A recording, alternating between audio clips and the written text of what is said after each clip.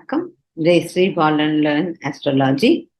நம்ம இன்னைக்கு சுக்ரன் பூர்வ ஆஷாட நட்சத்திரம் புராட நட்சத்திரம் இருந்தால் அதனுடைய பலன்கள் என்ன அப்படிங்கிறத நம்ம பார்க்க போகிறோம்.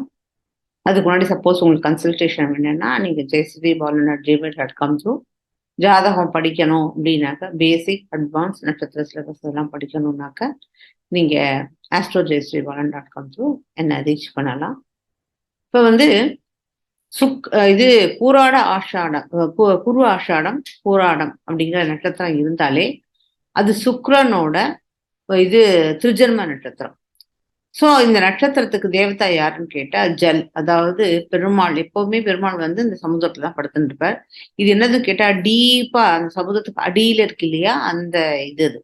அதனால இது இதுக்கு தேவதா இதுதான், நீர் தான், ஜல் அப்படின்னு சொல்லுவாங்க. ஓகே. ஸோ இப்போ இவாளுடைய சுபாவம் எப்படி இருக்கும்னு கேட்டீங்கன்னா, இவா கொஞ்சம் பார்க்கறதுக்கு, ஏன்னா இது பெருமாளுடைய நட்சத்திரம், அதனால பார்க்கறதுக்கு அழகா இருப்பா. அதை விட ரொம்ப முக்கியம் பல்லு. ஏன்னா கேத்துக்கு இந்த இடத்துல எக்ஸால்டேஷன், கேத்துலாம் பல்லு. இப்போ இந்த பல்லு ரொம்ப அழகா இருக்குமா இவாளுக்கு. அது மட்டும் இல்லாமல் இந்த சமுத்திரம் அளவுக்கு நாலேஜ், அவ்வளவு இன்டெலிஜென்ட்.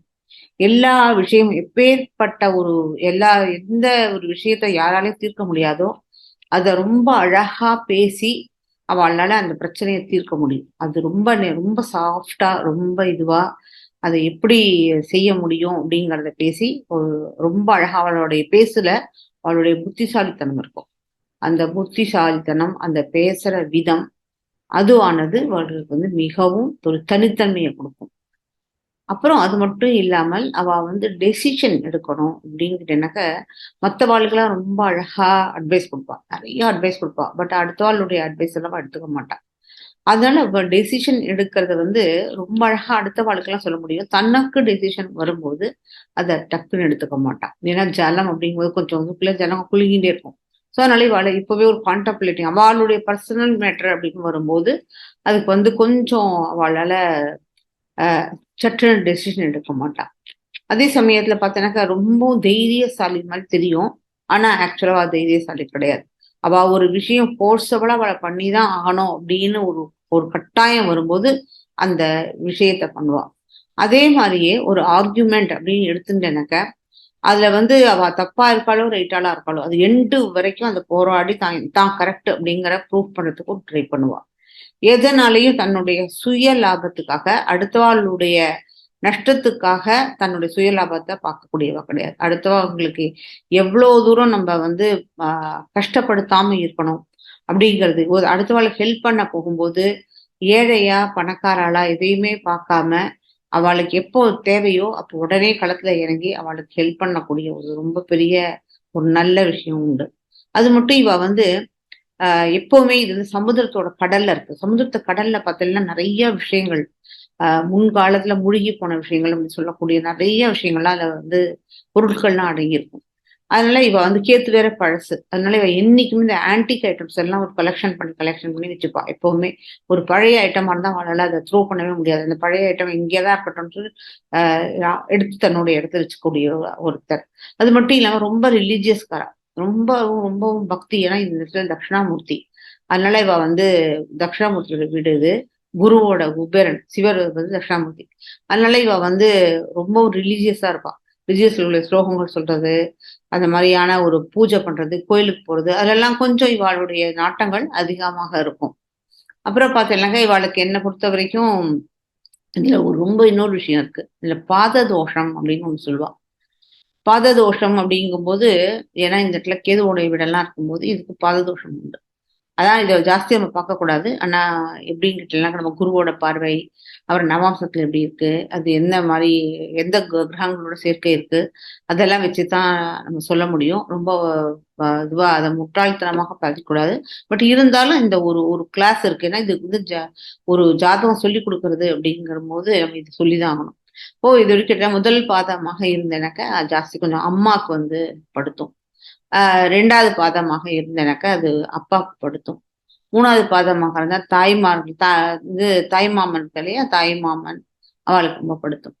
நாலாவது பாதமாக இருந்தா இவாளையும் கொஞ்சம் படுத்திட்டே தான் இருக்கும். அப்படிங்கிறது ஒரு பாததோஷத்துக்குடைய ஒரு இது. அப்புறம் பார்த்தீங்கன்னாக்க இந்த பாதங்கள் இப்போ சுக்கிரன் பூராடம் முதல் பாதம், 2ஆம் பாதம், 3ஆம் பாதம், 4ஆம் பாதம் இல்லையா? எந்த பாதத்துல உட்கார்ந்துட்டு இருக்குன்னு தெரியாது. சாதாரணமாக ஒவ்வொரு ராசிக்கும் 9 பாதங்கள் உண்டு. அதுல முதல் 4 பாதம், அதாவது கேது, சுக்கிரன், சூரியன், சந்திரன் அப்படிங்கிற 4 பாதமும் மூல நட்சத்திரத்துக்கு போயிடுது. ஸோ அதுக்கு அடுத்தது உள்ள 4 நட்சத்திரம் செவ்வாய், ராகு, குரு, சனி அப்படின்னு சொல்லக்கூடிய இந்த 4 நட்சத்திரம் அந்த பாதத்துடைய சாரத்துல தான் இவர் வந்து இப்ப இந்த சுக்கிரன் இருக்க போறார். ஸோ பூராடம் முதல் பாதமாக இருக்கும்போது சாதாரணமாக ஆணாக இருந்தாலும் சரி, ஆனா சீக்கிரமா கல்யாணம் ஆகும். பெண்களா இருந்தா கண்டிப்பா 18 வயசு 18 வயசுக்கு முன்னாடியே கூட கல்யாணம் ஆகிறதுக்கு சான்சஸ் இருக்கு. அதனால சீக்கிரம் கல்யாணம் ஆகக்கூடிய ஒரு பாதம் இது. 2ஆம் பாதம் அப்படின்னு பார்க்கும்போது இந்த பாதத்துல வந்து உங்களுக்கு இது ராகுவோட இது வருது. அதனால இந்த பாதத்திலையும் உங்களுக்கு பார்த்தீங்கன்னாக்க கொஞ்சம் சீக்கிரமா கல்யாணம் ஆகும். 2ஆம் பாதமாக இருக்கும்போது உங்களுக்கு எப்படி கேட்டீங்கன்னாக்கா இது ராகுவோடது வருது. இந்த பூராடம் ராகுவோட சாரத்துல வர்றதுனால அவளுக்கு சிஸ்டர் இருக்கிறதுக்கு ஜாஸ்தி சான்ஸ் கிடையாது. இது வந்து 2ஆம் பாதம் அப்பாவுடைய தோஷம். அந்த தோஷம் கொஞ்சம் ஹெவியா தெரிகிறது. அப்பாவுக்கு கொஞ்சம் பார்த்துக்கணும். அதுக்கப்புறம் இது வந்து இது குருவோட இருக்கிறதுனால நல்ல கல்யாணம் எல்லாம் ரொம்ப சீக்கிரம் ஆகும்.